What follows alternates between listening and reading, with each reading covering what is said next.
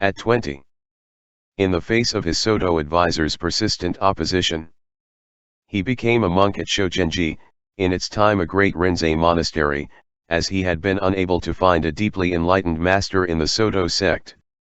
After 2.5 years of strenuous training there, he attained Kensho, but his enlightenment still fell short of total liberation.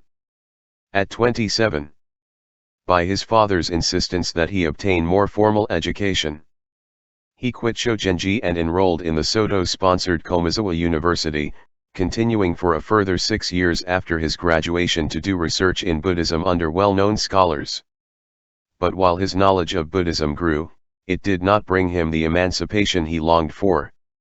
He decided therefore to go to Kyoto for the purpose of meeting Dokutan-roshi, abbot of Nanzen-ji and reputed to be the best Zen master then living. He was accepted by Dokutan as a disciple, and for the next 2 years came daily for koan practice and private instructions while living with a friend in Kyoto whom he assisted with the affairs of his temple. At the end of 2 years Dokutan-roshi, impressed with his disciples' uncommon intelligence, ardor, and thirst for truth, offered to make him his personal attendant. Though now almost 40, Sogaku Harada accepted the signal honor with alacrity and went to live at Nanzen-ji. There he applied himself intensively to zazen and completed all the koans, at last opening his mind's eye fully and receiving inka from Dokutan-roshi. At this time Komazawa University recalled him to teach, in accordance with the provisions of an agreement he had made. This led to 12 years of teaching Buddhism at Komazawa, part of which time he spent as a full professor. HARADA-ROSHI. He now merited the title Roshi. Was a rare phenomenon in the Buddhist academic world. A professor during the academic year and a Zen master during his summer vacation, conducting sesshin at various temples. Within a short time he gained the reputation of a strict disciplinarian. His dissatisfaction with the narrowness of academic life and its inevitable accent on theory, coupled with the limited opportunity it afforded him to train people through sesshin in the direct experience of the Dharma, was brought to a head by repeated requests that he assume the abbotship of Nanzen-ji. He finally accepted, and for the next 40 years lived as master of this monastery, which was to be known as one of the outstanding centers of Zen training in Japan.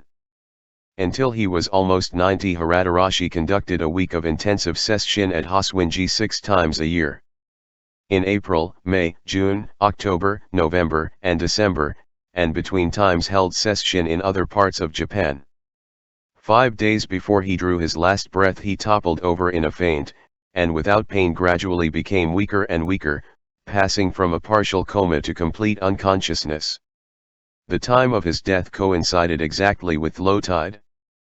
HARADA-ROSHI had literally ebbed away with the waters. The letters and comments. 1. Evidence of Kensho. December 23.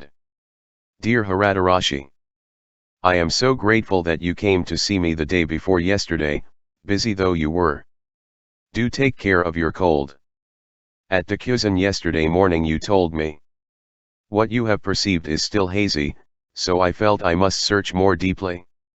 When I awoke suddenly last midnight, it had become far clearer. The ox one has come 100 miles nearer. And all I could do was raise my hands palms together out of joy, sheer joy. Yes, but few know this significant fact. Even you, my Roshi, no longer count for anything in my eyes. My gratitude and delight are impossible to describe. I can now affirm that so long as we are conscious of enlightenment it is not true enlightenment. How can I express to you my gratitude for enabling me to requite, to even this small extent, to the incalculable debt I owe all Buddhas? My gratitude cannot be put into words. There is nothing I can write or say. I write you now only because I think you alone can understand my happiness, and will be pleased with me. Now that my mind's eye is opened, the vow to save every living being arises within me spontaneously. I am so beholden to you and to all Buddhas. I am ashamed of my defects, and will make every effort to discipline my character. You have seen the ox clearly, but the point of grasping it is 10,000 miles away. Your experience is still tinged with conceptual thinking. I am also determined to cleanse my mind of its long-standing delusions. You are the only person I can confide in. Everyone else, I am afraid, will misunderstand and think me boastful if I should suddenly speak of all this. I am pleased with your restraint. Believe me, never in this lifetime did I expect to be thus favored. In coming to enlightenment, I owe you so much. I gosho in heartfelt gratitude. Guard yourself well against the cold. I look forward joyfully to seeing you on the 21st of next month. Yaiko. General comment. I confirm that she has truly seen the ox. For there is in her experience deep self-affirmation, the desire to save all sentient beings, and the determination to discipline herself spiritually in her daily life. Only such an exalted state of mind can be called the mind of true children of the Buddha. But as yet there remains a subject who is seeing. Her mind's home is still far distant. She must search more intensely. 2. Evidence of Great Enlightenment. December 25th. Dear HARADA-ROSHI. Today for the first time I have attained great enlightenment. I am so overjoyed that all of me is dancing in spite of myself. No one but you can possibly understand such ecstasy. I have reached the point of actually grasping the ox, and there is absolutely no delusion. Now for the first time you have found the way. Fully realized your mind. You have been delivered from delusion, which has no abiding root. Wonderful! Wonderful! There is neither ox nor man. I ought to come at once to thank you personally, but as I must watch my health I am unable to, so I am expressing by letter my deep gratitude. From the bottom of my heart I thank you and raise my hands in gosho to you. Buddhas and Dharma ancestors haven't deceived me. 3. I have seen my face before my parents were born clearer than a diamond in the palm of my hand. The absolute truth of every word of the Masters and the Sutras has appeared before my eyes with crystal clarity. No longer have I need for Dokutan, and all the koans are now like useless furniture to me. Even though I would save them, there are no sentient beings to save. Those who have only Kensho do not know the state of unlimited freedom and profound peace of mind. Indeed, it cannot be known until one comes to full enlightenment.